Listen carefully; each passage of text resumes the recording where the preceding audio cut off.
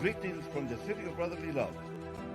I am Fernando Mendez, host of the Roundtable. We invite you to listen to our discussion of the themes of the day when we bring you regional, national, and international news.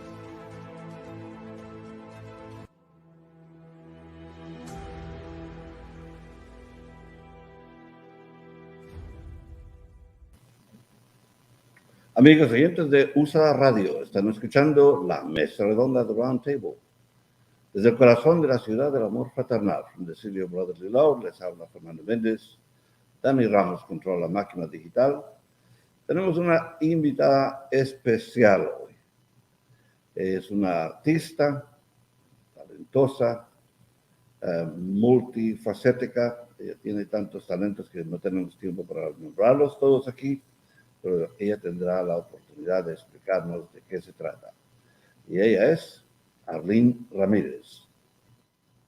Doña Arleen, bienvenida. Muchísimas gracias. Muchas gracias a usted por la invitación y gracias a todos los que nos ven. No me trate de usted, me hace sentir más anciano todavía. Bueno, ok, pues entonces muchas gracias a ti por tu invitación. Es un placer, Arleen. Arleen es soprano y es talentosa en otros aspectos que ella nos va a explicar. Un proyecto de música que yo no puedo recordar el nombre completo, pero ella nos va a explicar de qué se trata. Bueno, Arleen, primero que todo, tu nacionalidad, tu origen, bueno, es parte de Estados Unidos, pero ¿dónde naciste?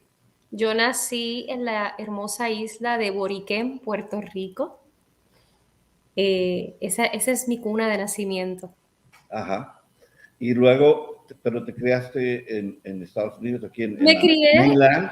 No, me crié en Puerto Rico hasta mi segundo año de universidad, que me mudé a Boston, Massachusetts, para continuar estudios de universidad.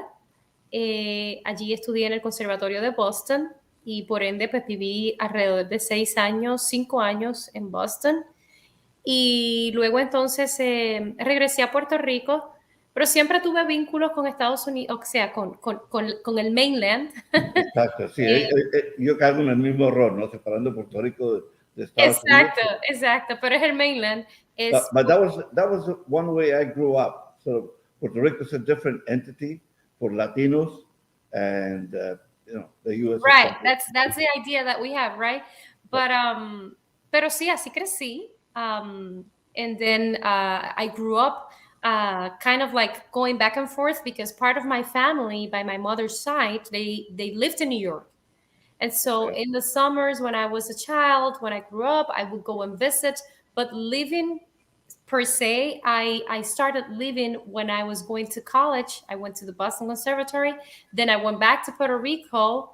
And then I came back here. And that's been on and off until 10 to 11 years ago, where I finally settled down here in Florida. Well, lucky Florida that they have you as a resident. Oh, gracias. Well, so Boston was your training for the voice? That's correct. Part of my studies, I started at a school in Puerto Rico in the town of San Germán, Puerto Rico, the Inter-American University, at their music department. And I started training voice, classical singing there. And then I transferred to the Boston Conservatory, where I finished my classical singing studies. And so that was my foundation for classical training, or classical singing training. Then later on, I did my master's degree in music, art and music, and singing, opera singing, at UCF, University of Central Florida. Great. Another famous Puerto Rican opera singer. I just saw the Kennedy Center Honors. Oh, and yes.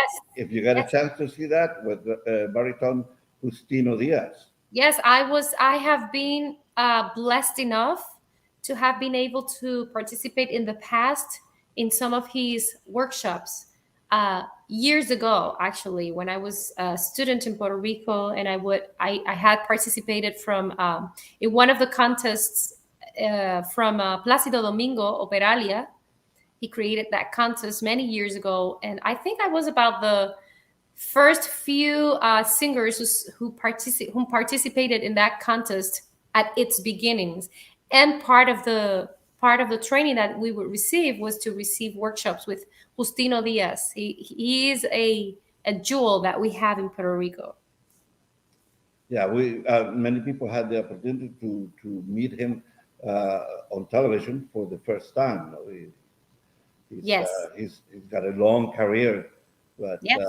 baritones somehow are not as well known as tenors. Somehow, I don't know why, but that Well, happens.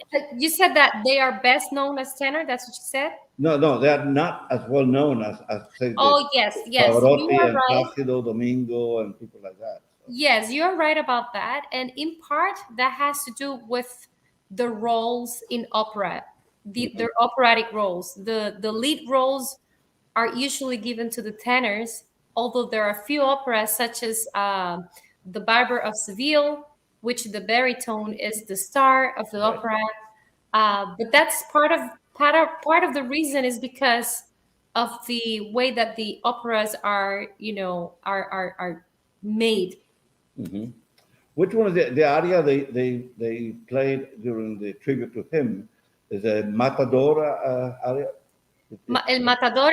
Yeah, I have to be honest with you. I haven't gotten the chance to see the tribute. I saw the news, the pictures, and everything. I haven't right. gotten the chance to see the I actual think tribute. it's from Carmen. I think is the Well, El Matador is from Carmen, and yeah, that's a baritone area because that's one of the examples of some of the operas who gave the stellar role to a baritone, such as the case with Carmen.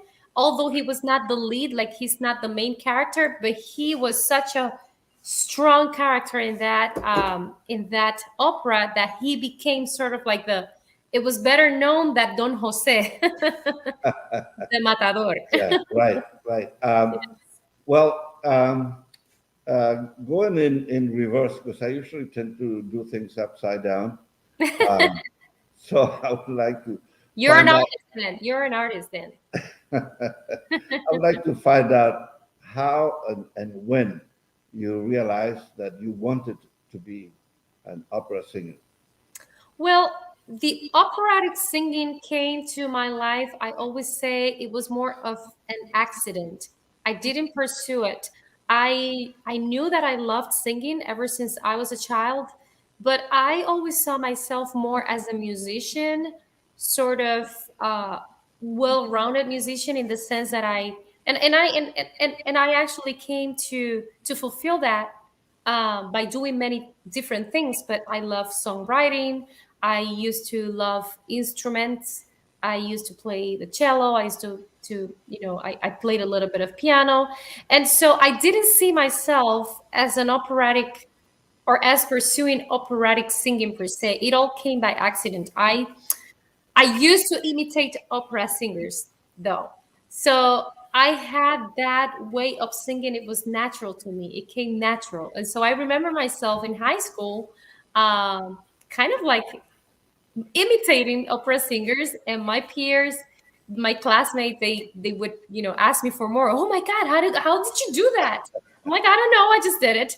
And Right. so it wasn't until I was in high school that I joined the chorus, the choir, and I joined the Escuela Libre de Música, which was a free music after school music program in Puerto Rico, in Mayagüez, which is my hometown. um, that I started being exposed to what was classical singing or lyrical singing. And when I went to college, I started actually, I entered through visual arts because I like painting. I'm an artist as well. So I entered school through visual arts, and quickly I was immersed in the music department. And I had a teacher who became my piano teacher and later on my vocal coach. And later on, my very good friend and colleague. she heard me singing and she said, "What are you doing? Why are you not studying singing with that voice? What are you doing?" And so I started singing, and the singing training, it was classical. So inevitably, I had to study classical singing, and I fell in love with it because it combined elements that I loved them all, which I loved them all. For example, it combined acting, it combined a little bit of that, you know, artes escénicas, and so I fell in love with it. However, I did not stop doing all the other things that I loved in singing because I still did not consider myself just an opera singer. So I guess that's part of the reason why I probably did not devote myself full on into operatic singing, although I was blessed to do a lot in it. Yeah, well, it's not as dramatic a story about how you were discovered, like that English lady in Britain Has Talent. Ah, yes. I forgot her name, Susan something or other. Anyway, Susan, yeah, Boyle. Was it Susan Boyle? yes, Right? that was a tremendous surprise, even to herself. No, I think. Yes, right? Um, but you actually went the normal way, and you learned to do it the hard way. Yes, it was very normal for me.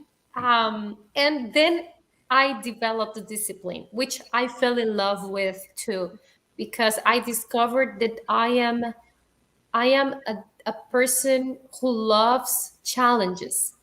And so opera singing became for me a challenge in terms of it is so academic and at certain and in a certain way it's athletic. And so I fell in love with that discipline, with the challenges, with what I could do with the voice, or why I could knew what I could not do, but I could challenge myself. So that's how I got involved in it. Yeah, now that you mentioned that, it is athletic because Yes, of the breathing, right? You have to learn to breathe properly. yes, yes. It's a Um, it's an art in itself, and it takes many years of training. It takes a lot of sacrifices, and it takes more than anything a lot of psychological stamina and strength, because there's a lot of things involved with the psyche of singing that we have to overcome to be able to meet these challenges and overcome them. yeah, and not to say anything, but memory. The way you have to memorize all these arias, songs, entire Yes, operas, right? yes, in different languages. Yes, totally. So speaking of languages, so along the way, I suppose you had to master a couple of them, right? Yes, yes, you have to at least three main languages you have to master. If not spoken, at least you have to be able to read them and understand and have a good pronunciation. So those are Italian, of course, because Right. that's where the bel canto comes from, or operatic singing. Italian, German, and French. Those are the three main basics. You can always study Russian because there's Russian repertoire as well. I mean, in every language there's a repertoire, but those are the main three. Well, and along the way, also, you started a project that has to do with one of the legacies of our Spanish heritage, in a way, it is Ladino background that we have.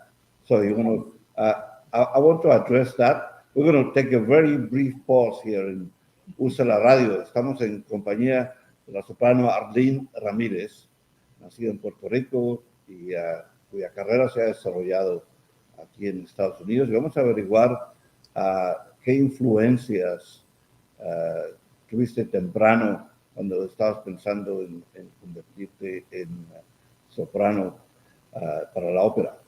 Así que vamos a tomar una breve pausa aquí. Les habla Fernando Mendez en compañía de Arleen Ramírez.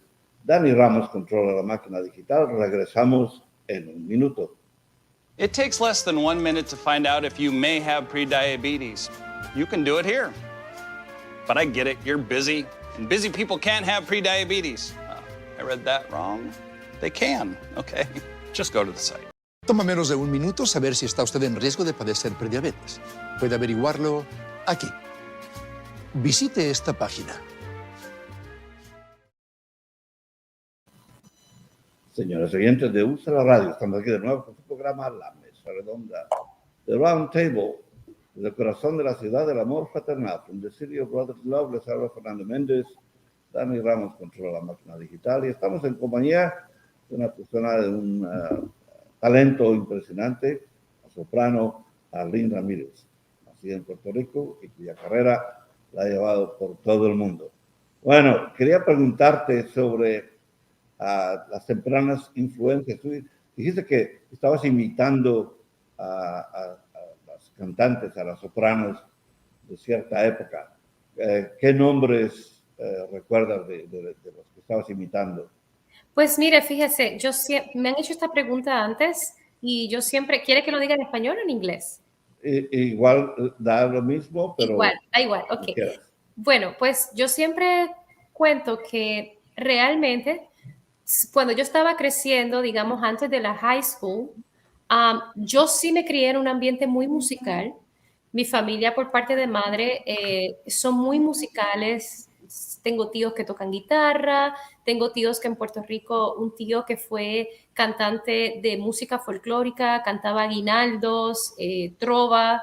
Entonces, tenía ya estaba expuesta a música, sin embargo, no era música clásica, mucho menos en ese tiempo en Puerto Rico. Realmente la gente que escuchaba música clásica quizás estaba, vamos a hablar claro, estaba a un nivel económico un poco más alto, ¿no? Y estaban expuestos a ciertas cosas que quizás la clase trabajadora, como de donde yo vengo, no. A pesar de que mi padre es un hombre sumamente educado, mi padre no tenía esa exposición tampoco hacia la música. De hecho, mi papá también era un versador, él versaba en las famosas parrandas en Puerto Rico. Entonces, yo aprendí a versar con él. Así que eso fue una parte de mi influencia, fue la música folclórica de mi país, de Puerto Rico. Sin embargo, realmente pienso siempre yo que eso era tan y tan natural que yo simplemente lo hacía porque me salía y jugaba con mi voz. Para mí mi voz era un instrumento, siempre lo fue desde pequeña. Entonces yo lo mismo imitaba violines, que imitaba una trompeta, y yo, esa memoria genética, digo yo, que tenemos, me salía natural, así que yo no imitaba a ninguna cantante, realmente no puedo recordar. Cuando yo entro en high school, es que comienzo a tener no necesariamente escuchar cantantes específicos, sino que a través de mis profesores de coro, en la libre de música, me ponían cierta música para que yo escuchara. Yo no reconocía qué cantantes eran. Luego, más adelante, me di cuenta que llegué a escuchar en aquel momento una cantante norteamericana llamada Arleen Ramirez, que, by the way, se llamaba igual que yo. Ella tristemente murió de cáncer muy joven. Era una cantante con una voz hermosa, una soprano. Así que yo comencé a escuchar canciones de arte italianas cantadas por ella. Luego, más adelante, me enamoro de María Callas, claro, ese gran, ¿verdad?, ícono. Y bueno, ella fue como que una founding piece or founding element, fundamental element in my formation as an opera singer. Also, hay una cantante italiana llamada Cecilia Bartoli. Ah, sí. Cantaba mucho de la ópera más popular en Italia, ¿no? De Rossini. Sí, porque ella es italiana, es una experta en música de arte y en canción barroca. Uh-huh. Entonces, ella se convirtió en mi heroína y más adelante, mientras estudiaba en el Conservatorio de Boston, tuve la bendición de conocerla personalmente. Ah, qué bien. De la manera que usted no se puede imaginar. Esto es una historia bien bonita. A ver, cuéntanos. Bueno, pues se la cuento. Le hago, como decimos en mi barrio, el cuento largo corto. Yo estaba en la universidad, en el Conservatorio de Boston, y usted sabe que cuando nosotros estudiamos somos pobres, muy pobres. Los estudiantes somos pobres. Sí, se ha hecho música sobre la vida de un estudiante, ¿no? ¿Verdad? Entonces, yo quería, escucho yo en esos momentos en el conservatorio, veo un flyer de que ella iba a estar en el Symphony Hall en Boston. Y imagínense, yo me moría, yo quería ir a verla, pero yo no tenía dinero para comprar esa taquilla. Bueno, pues entonces yo esperé y un día antes resulta que me llegó una beca que yo recibía mensual y yo dije, ahora es que puedo comprar el ticket. Cuando llamo, en aquel tiempo tú llamabas, tenías el teléfono, no había celular, tenías la máquina que dejabas mensajes. Cuando llamo, me contesta la persona que está ahí en la tiquetera y me dice, las tickets se acabaron, no hay más tickets. Y yo creo que ese hombre, yo no sé, por la gracia divina, me vio a través del teléfono que a mí mi cara, se me salieron las lágrimas. Y ese hombre me ha dicho por teléfono, me dice, pero espera, no cuelgues, dame tu número de teléfono. Puede que haya una oportunidad que yo pueda conseguirle un ticket. Y yo dije, bueno, pues está bien. Resulta que ese mismo día que ella cantaba, yo tenía un recital en el Conservatorio de Boston. It was like a studio recital, donde los estudiantes del estudio de mi profesora cantábamos y terminaba justo una hora antes del concierto. Él me llama casi yo a punto de salir de la casa el mismo día del concierto. Fíjese que no hay celular, así que si me llamaba y yo no estaba, perdía la oportunidad. Una época en cuando si perdías la llamada, la perdiste. La perdiste. Bueno, yo tomo la llamada, yo estoy vestida para ir a mi recital y me dice, ¿se acuerda? Le tengo un ticket para usted, ¿puede venir a recogerlo? Yo le dije, no puedo ahora porque voy justo a cantar un recital. Me dice, no, pues tan pronto salga del recital, el Symphony Hall me quedaba como que a una parada más de mi parada del Conservatorio de Boston. Entonces, tan pronto termines, ve rapidito porque voy a estar en el box office, luego de eso me voy y te voy a entregar el ticket. Y yo, bueno, a todas esto estoy pensando que es un ticket que me va a vender. Cuando llego allí resulta que ese ticket era de él porque él trabajaba allí. Él me había cedido su ticket a mí para yo sentarme al lado de su mamá. Qué bien. En primera fila, no solo eso, sino que él me iba a esperar al final para permitirme conocerla personalmente. Imagínese, yo lo único que tenía conmigo era mi libro de Cecilia Bartoli, me lo llevé para que me lo firmara y en ese tiempo, qué pena, no existían selfies, no había nada, así que me perdí la oportunidad de tener una foto con ella. Ella es bien pequeñita, es más bajita que yo. Sí. Bien pequeñita Cecilia Bartoli. Pero qué talento, ¿no? Qué talento espectacular. Así que así la conocí. Qué bonita la historia, ¿no? No, muy bonita la historia. Sí. Es esto de fate, ¿no? El destino. Fate. A veces se cruzan eventos que inesperadamente a veces sirven para cambiarte la vida, para inspirarte. Y ahí está una historia que seguramente contribuyó a tu amor a la música, a la ópera. Totalmente, totalmente. O sea, fue mi primer concierto que yo veía, mi primer recital de una cantante de ópera que yo admiraba, que aparte es espectacular. Para mí me marcó, verdaderamente sí, tiene razón, marcó mi vida y me inspiró de una manera bien importante. Sí, bueno, qué bien, gracias por la historia, porque eso es lo que a veces uno encuentra en estas historias de cómo la gente se inspira a una carrera, a un cambio de rumbo, a cambiar su vida si están adictos a las drogas o al alcohol. De repente esto los despierta y les cambia la vida, ¿no?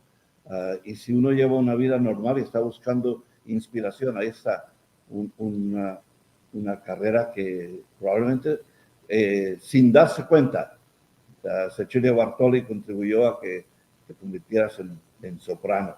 Bueno, definitivamente me ayudó, contribuyó a que yo estudiara más. Claro. Porque Muy después de bien. verla a ella cantar, dije, no, mejor me pongo a practicar. Okay. Sí, hay gente que nos inspira y eso fue algo que me inspiró a mí, como yo fui maestro de lenguas por muchos años Oh, wow. y lo que me inspiró a hacer eso fue precisamente un profesor que hablaba varias lenguas. Mi padre hablaba las lenguas que tú has mencionado, francés, italiano, alemán. Mi padre me enseñó temprano lo más rudimentario, los números y el saludo, etcétera. Pero uno se inspira en estas gentes para, ¿no?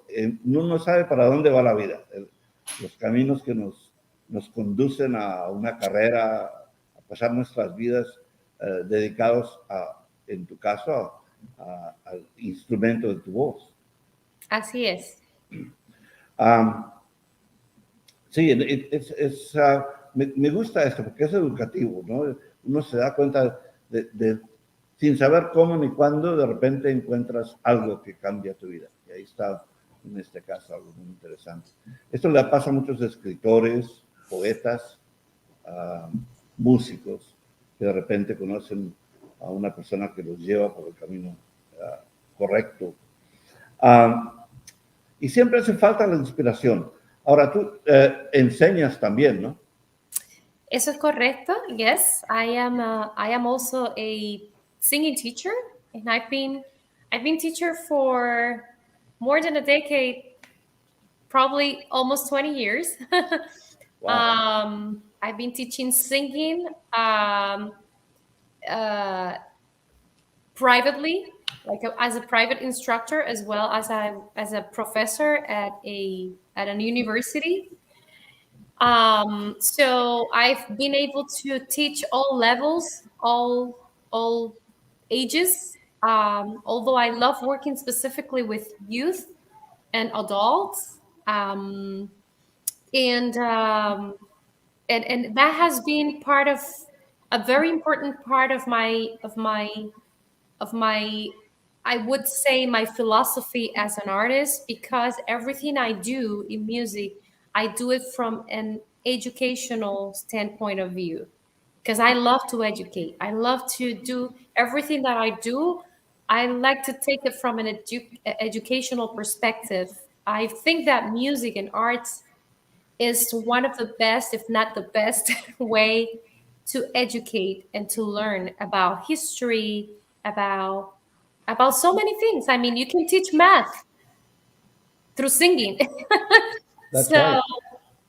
yeah, so I've been a singing teacher. It's one of my passions. It's I am passionate for teaching singing as I am for singing itself.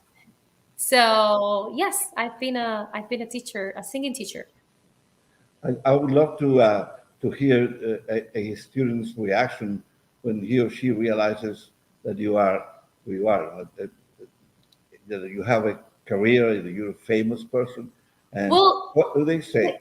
well, so right now for the last, I want to say 10 years, I've been teaching from my private studio here in Florida.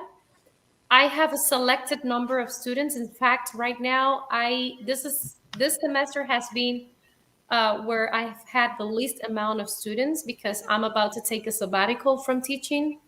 And well, my students, I say this humbly, but I teach my students to not be, to not, to not, how can I phrase this? I educate them to pursue music in a non kind of like egocentric way. And I want to explain myself in that sense so that you understand how they see me as an artist, as a performer. When they come to my studio, I like to teach them to pursue singing for their growing experience as a human being, to have a healing experience in terms of their emotions, their psychological state of mind, before they pursue anything else. And the reason why is because I like them to stay grounded, because that's the way that I approach everything that I do. So in that sense, I guess I become very familiar to them and they don't feel intimidated by me. So when they look at my career and my performing career, my music career, my performance career, they look at it with admiration, but they see me as a normal person because that's the way I portray myself to them. So they feel very familiar to me. And I hope that I have been doing that because that's exactly as a singing teacher. And this is very important for educational purposes because I went through good and bad experiences with several singing teachers. As a singing teacher, we need to approach our students with compassion because singing is such an emotional thing. When we sing, when a student opens their mouth to produce a sound, they're not only just producing a sound, they're stripping themselves off from fears. It is very hard for someone to stand in front of you and open the mouth to sing to and thinking that they're going to be judged. There's a lot of psychological aspects to it, as well as emotional and even spiritual aspects that we as teachers, singing teachers, we have to take into consideration. And so if I portray myself as this diva, right? Or as this super experienced performer who has a super career, they will be intimidated and I won't be able to connect with them. We need to have a soul to soul connection before we have the singing teacher and singing student connection. So in that sense, they admire me, but they know that we are equal. And so we can joke around. Some of my students, I have invited them to sing at some of my concerts. That's the way I like to keep it. I like to be approachable. But Arlene, your profile is intimidating in many ways. So we want to continue this conversation with the soprano Arleen Ramirez. Les habla Fernando Mendez here en USLA Radio. Regresamos en un momento. I want to eat apples and bananas.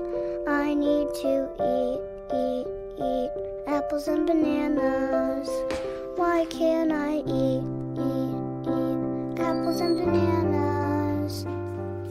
Support the Feeding America nationwide network of food banks to help provide meals to those in need.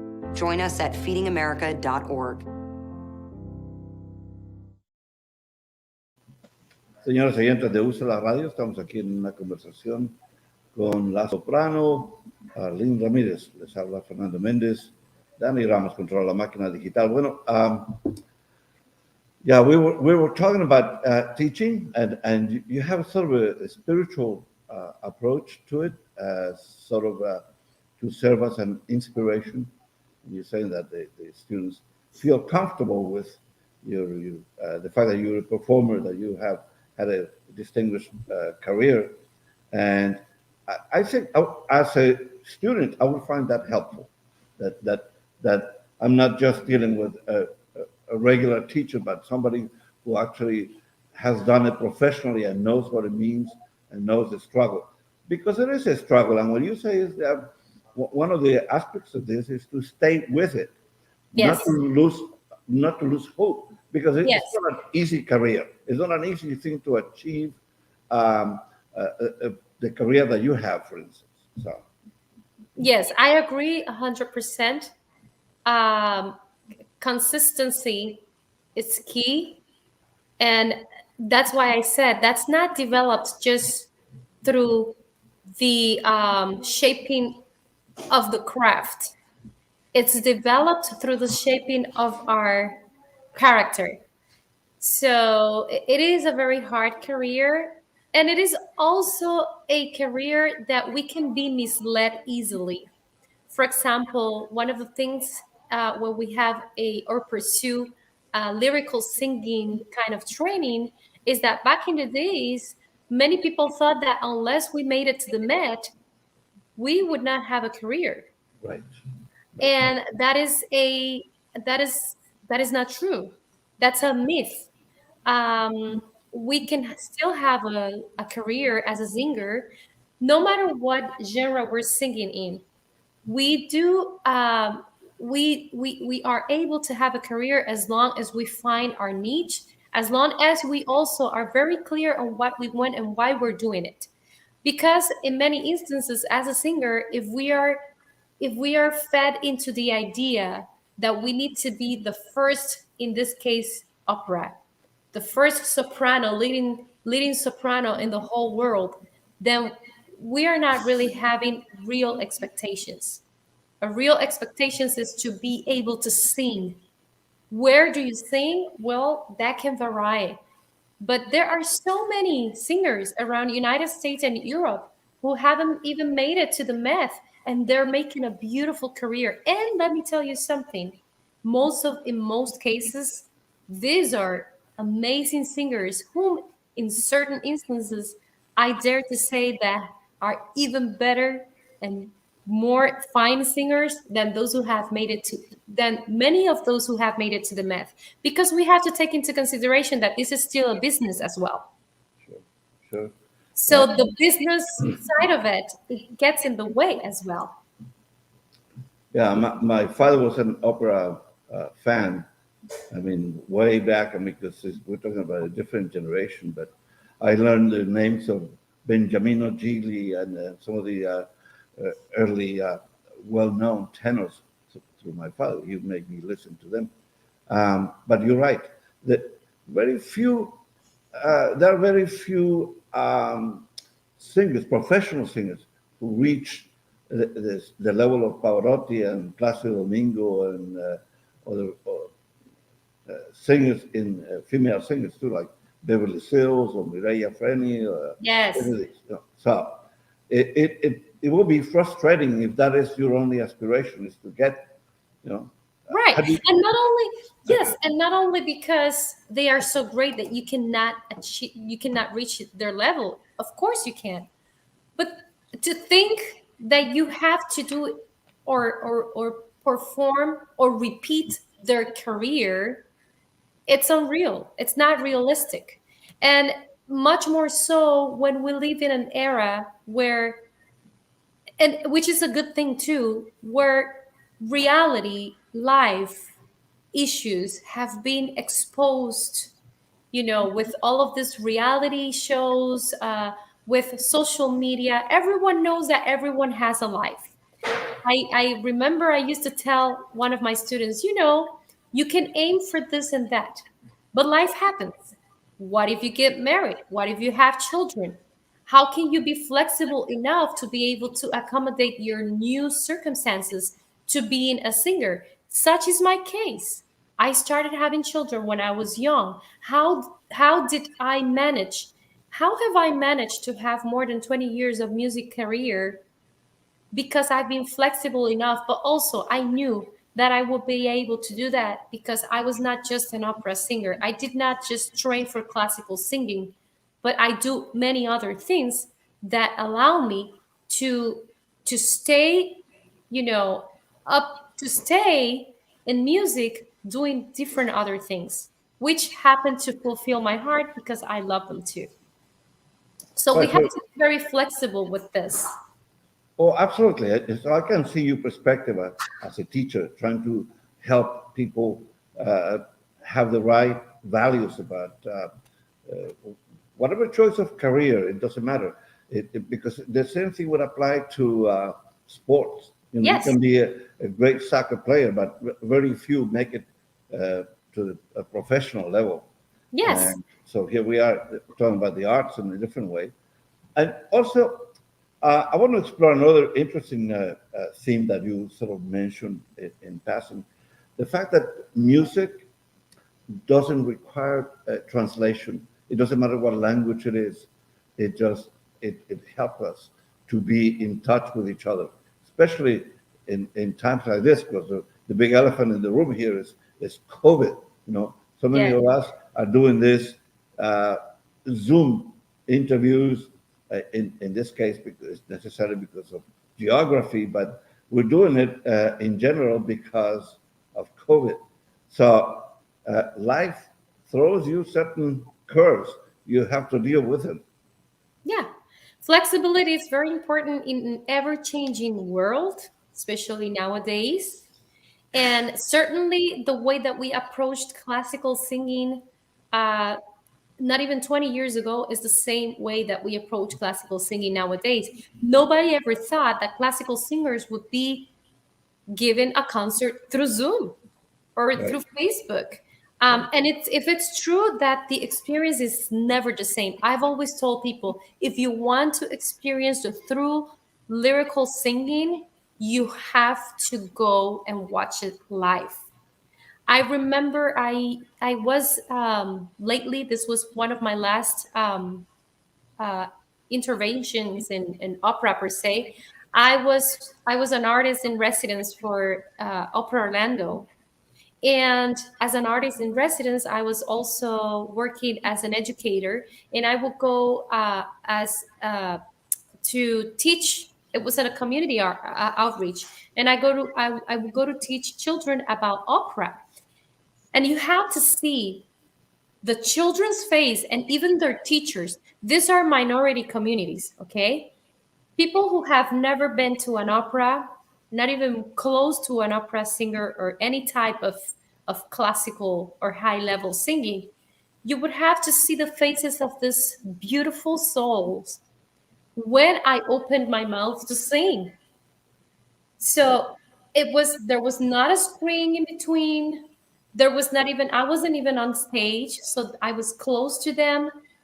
To have that experience, it's a transforming experience. So I would never change that for Zoom but still, it's an ever changing world. And in a time as COVID, like you mentioned before, this became something. I even myself, I was doing concerts online.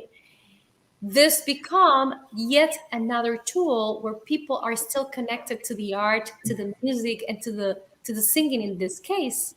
And the flexibility that we must have is that we're able to adapt. And so that's my approach whenever I talk to my students. Also because you might discover along the way if you really want to do this. For instance, I have a friend, we went to grad school together. She had an amazing voice. She's a mezzo soprano.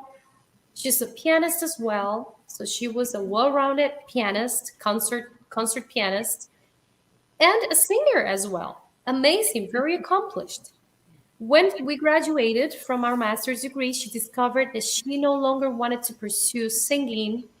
She discovered that she loved singing and she loved opera, but she didn't see herself going through the trainings of audition, because that's another part of it that people have no idea about.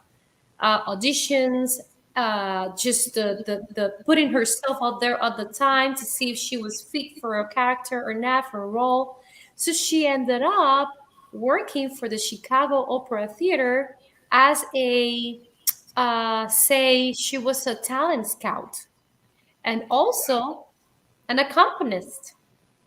Yet she was the best talent scout because she's a singer herself. She's a musician, she's an opera singer, and she's a pianist. So there are so many routes. If we as educators don't give the tools to our students to explore their possibilities and we approach it from an egocentric standpoint of view as I'm a singer, I did my career as a singer, you have to be the best singer because you put my name up there. That's another thing. Right. We cannot be selfish. We are only an instrument. And that's a problem. That is a problem that I have seen repeated over and over with teachings, with singing teaching. So we have to be a tool for those students. Not all students who sing amazingly are necessarily bound to follow a big career in singing. Yes. That is the truth. But That is the truth.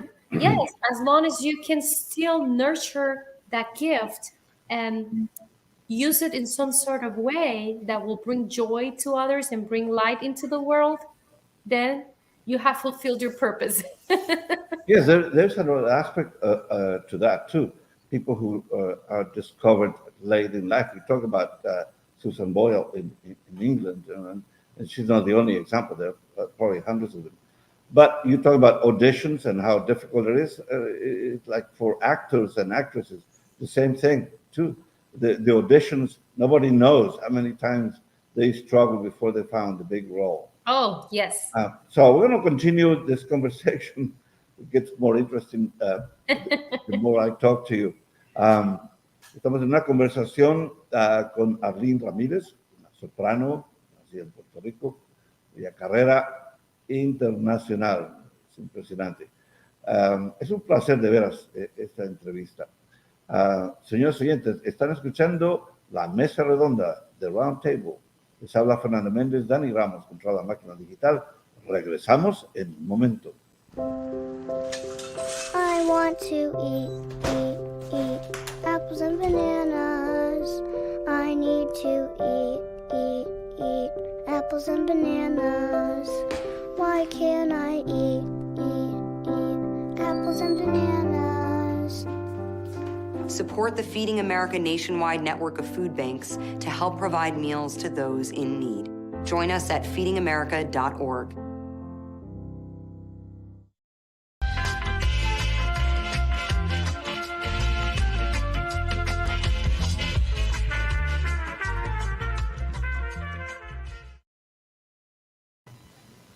Señores oyentes de Ultra Radio, estamos aquí de nuevo con su programa La Mesa Redonda, The Roundtable, from the heart of the city of brotherly love and sisterly affection. Les habla Fernando Méndez, Dani Ramos at the controls. Estamos en una entrevista con la soprano Arleen Ramirez. I wanted to ask you, look, we're talking about music and we have you on this show. It is unfortunate because of the rights of authorship and all that we cannot play it, you know. So has anybody ever asked you to perform, to sing a song spontaneously, like right now? Oh, yes. Yeah. I choose what I sing depending on the day that my voice is at, of course. I had the great honor of meeting Tania Libertad, one of the famous singers. She's from Peru, I think, but she was actually, her career was in Mexico. And I met her, and she was a night of tequila. And so she sang a cappella, she sang the Ave Maria. And oh, beautiful. Really impressive. So Beautiful. I don't know. I wouldn't dare ask you to sing anything unless you volunteer. I could. Actually, there's a beautiful Italian art song. I love art songs. Those are my favorite. More so than arias.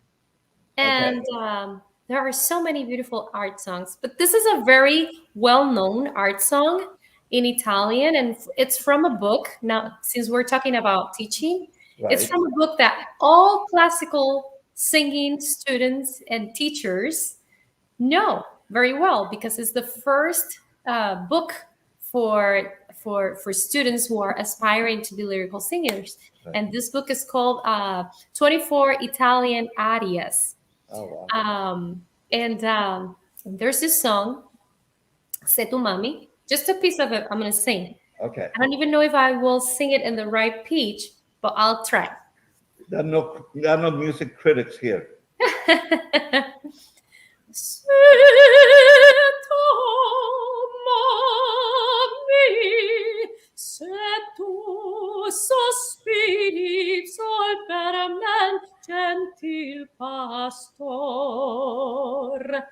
ad honor de tuoi martiri, ad diletto del tuo amor, ma se pensi che soletto io ti debari amar. Pastorello, sei soggetto facilmente ad ingannar. Pastorello, sei soggetto facilmente ad ingannar. Facilmente ad ingannar. Wow, thank you very much. Muchas gracias por eso. See, if you were in my city, or I was in your city, and we were close friends, I would invite you to dinner, and I would force you to sing. So you want to eat, you better sing before it. So I'll pay for the food before. Yeah, no, that's great. Thank you very much. In lieu of being able to play some other songs. By the way, how do we access your music? You want to give us a website, a place where we can find it?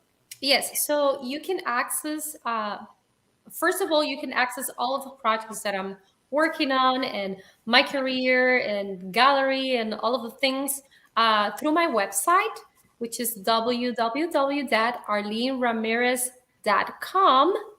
And there you can find the links to my YouTube channel, which is Arleen Ramirez. You can find the links to my Instagram, which is Operanima, Arleen Ramirez. You can also find the links to my Spotify and iTunes, where you can find my songs, my music. And so I would say that the best way is to go directly to my website, because also you have my presentations there, what I'm about to do, what I'm not doing, or whatever you may want to know. You find all of the links there. Yeah, great. Danny just put up some of that on our screen here for our listeners, viewers. Also, very important, you can find there, I guess we're going to be talking about this a little later, but I want to mention that you will find there important information about my latest project that I've been working on, and also a link for any people who are willing and able and whose hearts are touched by this educational project to donate there for the continuation of this project. Okay, well, Arlene, it's time precisely because time flies when you're having fun. Yes. So it's time precisely to mention that project that you're involved in. If you want to tell us a little bit about that. Yes, so I've been working in This Is My Baby, as I like to call it, my most important project in the last 10 years, I would say, with its final fulfillment in the last 3 years, is the Boriquen Sfarad Ladino Music Project. It's a long name, so I will explain it to you. Boriquen, because it's my homeland. Sfarad, because Sfarad is the name of the Iberian Peninsula or Spain in Hebrew. And Ladino, because Ladino, it's a language, talking about languages, right? Mm-hmm. Ladino, it's what we call Judeo-Spanish language, which surprisingly we have as part of our heritage, our cultural heritage. Many people don't know it, but we do have a lot of what we would call Sephardic heritage culture. And in my personal experience, this is part of a personal journey where I've discovered some of my heritage as a Sephardi. And as a Puerto Rican Sephardi, B'nai Anusim, what they call B'nai Anusim. And so it's been amazing because it has brought together all of the musical questions that I had, all of the musical, not influences, but how I felt driven into certain types of music since I was a little girl. So it all have come to place through this whole journey of discoveries and a lot of research. So this project, the way that I am conducting it, since I'm a musician, I have brought into manifestation the whole the historical and research part of the project through music. And it's through bringing the Sephardic music in Ladino, in the language of Ladino, bringing it to life from my perspective. Now, this music, and I always like to tell people that I'm not the first one recording this music. This music has been recorded thousands of times around the world.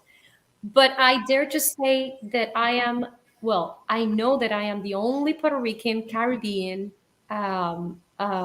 musician or singer who has brought this music to life in this side of the world. And even though the project has the name, in its name, it's my country's name. Really, this is for the whole Hispanic, Latin America, Caribbean, South America community, because we're all related more than we know. And And we find examples of this music on your website. of course, I have released so far. I have released two main songs, but I have several videos of many of my performances singing several Ladino music songs. And I'm about to release my third song in at the second week of January, and so that people understand what's the peculiarity of the way that I'm conducting this project is that I am um, I am merging our heritage and our folk music, finding things in common with the Sephardic music. For example, the first song that I released, which was called Abraham Avinu, which means Abraham, our father, um, it's a song that was used in the back in the days in the as part of the liturgical services in the synagogues in Spain, right? But this became a cultural, sort of like a folk type of popular music for the Sephardim, for the diaspora, which is actually the Sephardic refers to the diaspora. So those Judeo-Spanish people who were expelled from Spain through the Inquisition. And so this became more of like a popular folk song for them. And what I did is I did a fusion where we have, for example, our national instrument, the cuatro, the Puerto Rican cuatro. And the reason why I wanted to do that is because when we think about our Puerto Rican cuatro, as well as the Venezuelan cuatro, the Cuban tres, is that we inherited that instrument specifically from Middle Eastern.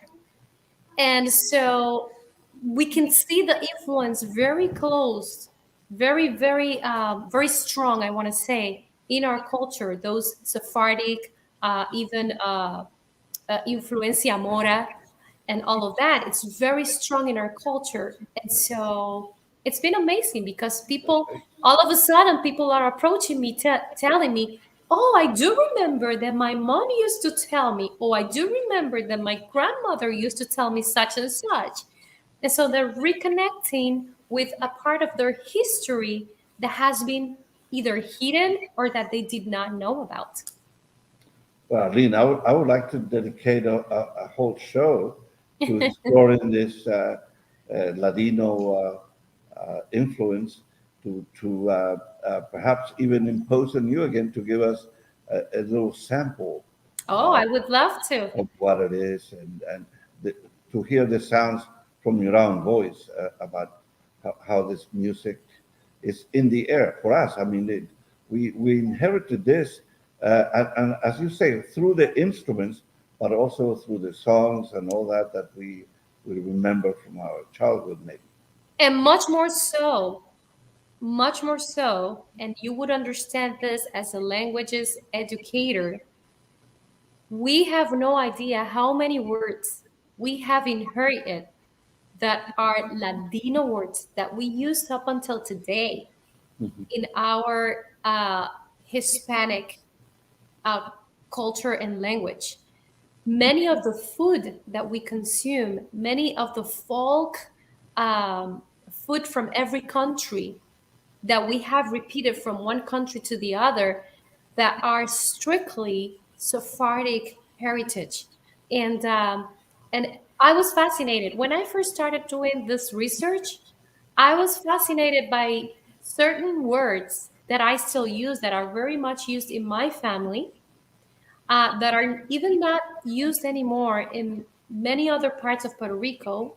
But because I come from a side of Puerto Rico where there's a high percentage of Sephardic heritage or ancestry, we kept those words. And up until today, for example, my husband is from the north part of Puerto Rico, where I am from the